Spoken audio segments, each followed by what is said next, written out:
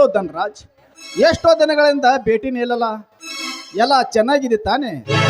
ಮತ್ತೇನು ಸಮಾಚಾರ? ಯಾಕೋ ನೀನು ಇಷ್ಟೊಂದು ಮೌನವಾಗಿದ್ದೆ? ಏನು ಮಾಡೋದು ಸತೀಶ್, ನೀನು ಕಲಿಯಲಿಕ್ಕಂತ ಸೀಟಿಗೆ ಹೋದೆ. ನಾನು ಇಲ್ಲೇ ಧರ್ಮರಾಜನ ಮೇಲಿನ ಮ್ಯಾನೇಜರನಾದ. ಈ ಬಡಗೆಳೆಯನ ನೆನಪಾತ್ರ ನಿನಗೆ ಹೇಗೆ ಬಂದಿತು? ಹಳೆ ಗೆಳೆಯನಿಗೆ ಗೆಳೆಯನೆಂದರೆ ನಿನ್ನ ಪ್ರೆಸೆಂಟ್ ಕಡಿಮೆಯಾದರೆ? ಧನ್ರಾಜ್, ಏನು ಹೇಳುತ್ತಿರುವೆ?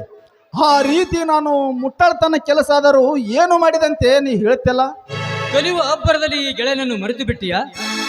ಓಹೋ, ನಿನ್ನನ್ನು ಎಂದೂ ಮರೆಯೋದಿಲ್ಲ. I am sorry friend. Satish, ಒಳ್ಳೆ ಶ್ರೀಮಂತರದ ಮನೆತನದಿಂದ ಸುಂದರವಾದ ಹಕ್ಕಿಯನ್ನು ಹೊಡೆದುಕೊಂಡು ಮದುವೆ ಮಾಡಿಕೊಂಡು ಬಂದಿದೆಯಂತೆ. ಓಹೋ, ಐ ಆಮ್ ಸಾರಿ ಫ್ರೆಂಡ್. ಅದಕ್ಕೆ ನಿನಗೆ ಕೋಪ ತಾನೆ? ಏನು ಮಾಡುವುದು ಗೆಳೆಯ? ಅವಳ ಪ್ರೀತಿ ಎಂಬ ಅರ್ಥದಲ್ಲಿ ನನ್ನ ಮದುವೆನೇ ಆಯ್ತು, ಅಷ್ಟೇ ತಾನೆ? ನೀನು ಮಾಡಿದ ತಪ್ಪಿಗೆ ನಿನ್ನ ಜೊತೆ ಮಾತನಾಡಬಾರದು. ನನ್ನ ತಪ್ಪಿಗೆ ನಾನು ಸಿದ್ಧ. ನೀನು ಯಾವ ಪಾರ್ಟಿ ಬೇಕು ಕೇಳು, ನಾನು ಕೊಡಿಸಲಿಕ್ಕೆ ಸಿದ್ಧ. ನೀನು ಮಾಡಿದ ತಪ್ಪಿಗೆ ನಿನಗೆ ಶಿಕ್ಷೆ ಏನಾದರೂ ಆಗಲೇಬೇಕಲ್ಲ? ಧನ್ರಾಜ್, ನನ್ನ ನಿನ್ನ ಸ್ನೇಹ ಎಂಬ ಅದು ಯಾವ ಮಾತು?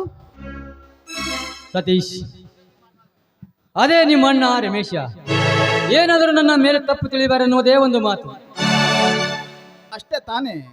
ಅವರೆಲ್ಲರೂ ತೋಟಕ್ಕೆ ಹೋಗಿದ್ದಾರೆ. ಈಗ ಮನೆಯಲ್ಲಿ ಇರುವಳು ನನ್ನ ಹೆಂಡತಿ ಮಾತ್ರ. ನಡೆ ಹೋಗೋಣ. ಓಕೆ, ನಡಿ ಹೋಗೋಣ.